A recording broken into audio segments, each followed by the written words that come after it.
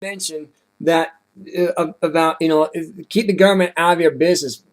Where do you stand on on gay marriage? That's my question for you. Where do you stand on gay marriage?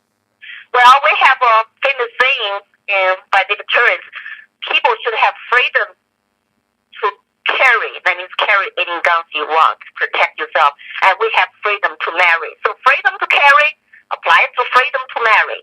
I am for gays' rights. I'm a straight person, and I have met gay people and friends who love freedom, love this country. And, you might not approve some of their behaviors, but that's their business because they are not affecting my rights. They're not hurting me. It's up to them to decide what kind of people they want to be with, to be happy. How did people get married many years ago before government involvement? The marriage is really depends on your community, your church, and between two consensual adults. And the government had no business. Of course, you're going to enforce child support. You're going to, make sure that, their contract is done correctly when they get divorced and stuff like that.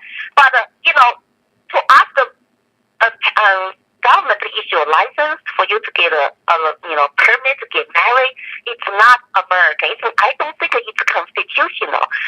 People, two consensual adults should decide, what they want to do with their body, with their life. And I do respect people have different religions and believe differently, but that's okay. I think I'm not asking you to change. I'm just asking you not to rely on government to come in, to use force, to use law, to press, to hand it down on other people.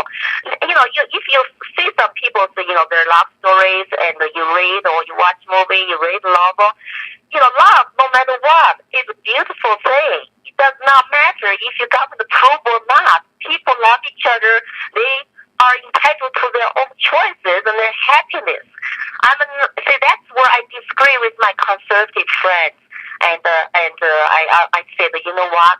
The government rule is to protect people's liberties and rights. It's not to tell you who you should marry, who you should not marry. Just keep government now. Let people to choose themselves.